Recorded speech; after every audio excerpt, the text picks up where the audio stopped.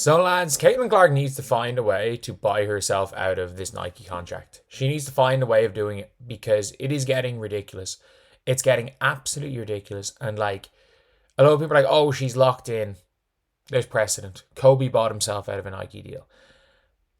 She's getting paid $18 million, or give or take, over the next 7 years. She could find a shoe company, I mean this when I say this, that would pay her $50 million for the next 5 years and buy her out a Nike deal. Because you better believe the $18 million, they will make that on the first merch drop from Caitlin Clark. The first merch drop they'll make it. Do this whole thing about buying her off Nike. Making this whole thing against Nike. They would literally make the money back from that on that deal. So they would do that. That would make so much financial sense for them. So they would obviously do it. But Nike's refusal to promote Caitlin Clark is embarrassing. It is embarrassing. Like, you've got Caitlin Clark's boyfriend tweeting out stuff about Nike doing nothing. And then, I mean this when I say this. This is not saying Nike should not have done this. It's saying Caitlin Clark had a 30-point triple-double last year. In a win, ignored. Caitlin Clark had a triple-double this year. Ignored. Caitlin Clark, like, I'm not entirely sure. Did they ignore a jersey retirement or something? Like, they ignored something. I don't think it was a jersey retirement, but something like almost as big as that. For Rookie of the Year, they just put font on a t-shirt. I can do that. Like, I'm going to go into, I'm going to bring up Photoshop right now. So you've got my thumbnail right here. New. And we're going to go, screw it, we're just going to go random resolution. So, the t-shirt was black. So let's go black. Here, I'm going to show you guys. This is how much effort they put in to Caitlin Clark's Rookie of the Year. I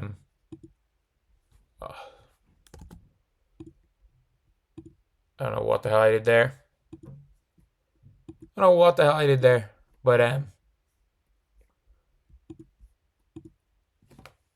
Rookie. Sorry, my Photoshop's not letting me tick the box. Bring this up. Jeez, I'm struggling right here. Rookie.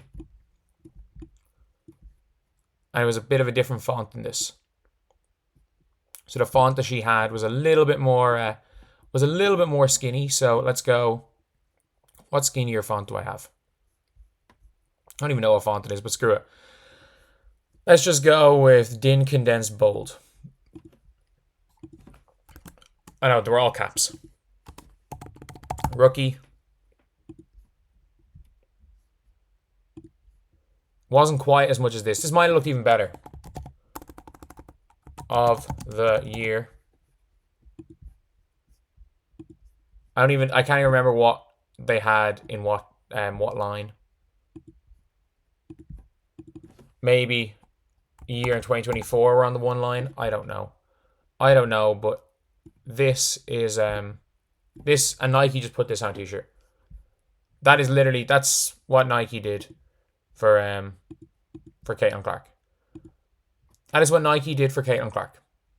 Let's be honest, that's what Nike did for Caitlin Clark for winning Rookie of the Year. But they're out here. Rook got him shook about Paige Bueckers, obviously career high. Look, and I mean this when I say this, Paige Bueckers deserves all the praise in the world for last night. But it's always selective praise. Did Paige Bueckers get a line before Caitlin Clark? Yes. Everyone went mad because, Caitlin Clark didn't wait her turn before, because there was a rumor that she got something before AJ Wilson. But yet Paige Bueckers can come right in and have an entire campaign around her going number one in the draft. She can have all this stuff. She can have everything done for her, and Caitlin, it's just ignored. It's just they pretend she doesn't exist. They literally pretend she doesn't exist. You have literally got former Nike marketing employees, like people high up in Nike marketing, saying that they believe Caitlin Clark is being ignored because they, for lack of a better way of describing it, because they want to appear woke. Like, for lack of a better way of describing it.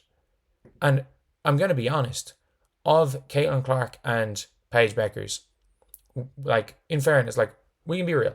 One of these players has gone on national TV and shouted out players of color. One of these players refuses to even shout out a single previous player of her own race out of fear of backlash.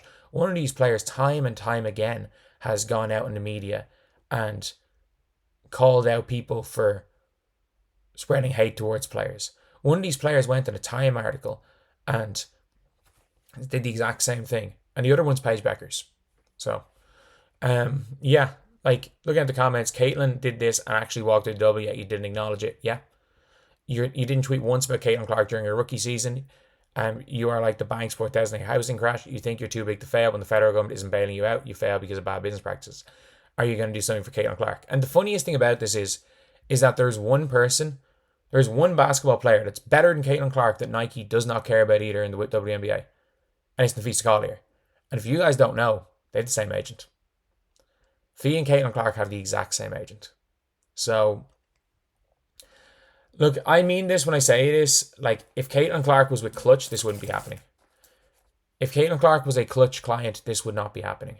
Because the reality is that I don't think Caitlin Clark's agent has done a bad job. I think Nike have just screwed it.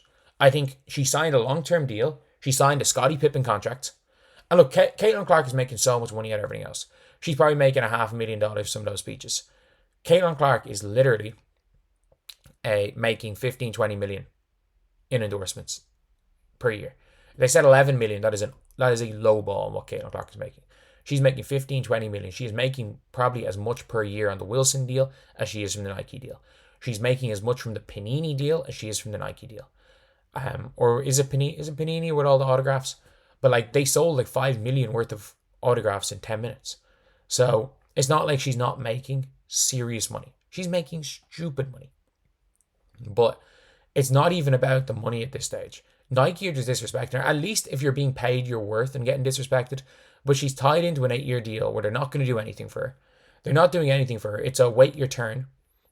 She has to wait her turn, apparently. LeBron came into the league with a signature shoe. Like, all these people are getting stuff. And by the way, people are like, oh, Caitlin needs to sign off a signature shoe. I'm like, I understand the shoe part. But there's no reason why Caitlin doesn't have a logo right now. There's no reason why Caitlin Clark got the random font for her rookie of the year, which, by the way, is so bad it's still on sale. Like, I'm pretty confident I've sold more in my merch than Nike have sold of that. And Ken Swift has definitely sold more of his merch than stuff about that. And by the way, I did get the FIFA vs. Every Big t-shirt. I will be wearing that the next game. But it is legitimately a case where it is just disrespect for a player. It's disrespect for a player. When you've got her boyfriend tweeting out about Nike, Caitlin Clark literally had a 20-point triple-double to start the season. They don't care. They don't care because it's about optics. And by the way, if you sat Paige Bueckers and Caitlin Clark down, their views in everything are probably the exact same. But it's quote-unquote safe. You are allowed to support Paige. And the ironic thing is, you'll see from the ratings that the vast majority of people don't, like, no offense to Paige, don't really care about watching Paige play basketball.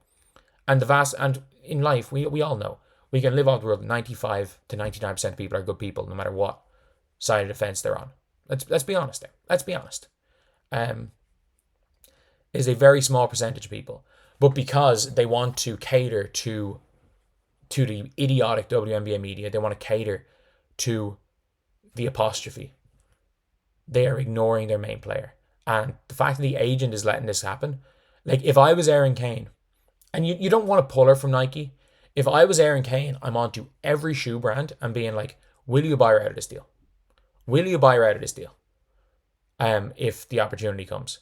And it was like, as soon as the answer is yes, I'm calling Nike and be like, look, we're not committing to anything. We're not committing to anything. But it's like, if Nike are refusing to change the way they're treating it, we will allow you to buy her out of this deal. And she's with you guys. So you go back to Nike being like, look, Puma have put a deal, or Adidas, who Candace Parker, women's basketball, were pushing it. Adidas have a deal on the table. They're willing to buy her out of the deal, just like Nike, or just like Kobe bought himself out of the Nike deal, or out of his Adidas deal and went to Nike, and it changed the trajectory of that brand. You can change the trajectory of your brand by doing that for Caitlin Clark. Call up Nike and being like, look, you've got 6 months. You've got 6 months. Signature shoe doesn't have to be out in 6 months. But you have got 6 months. Get her a logo. Get her a proper line. Make sure she's in stores. and you cannot pretend she does not exist. And with that as well, we're doing the same thing to Fee. We're buying Fee out of her contract too. If you don't help, if you don't promote her, she's the best player in the world. But I hope that that's happening. But Erin Kane does not seem like the most ruthless person in the world, to be honest. So anyway, I'll see you guys.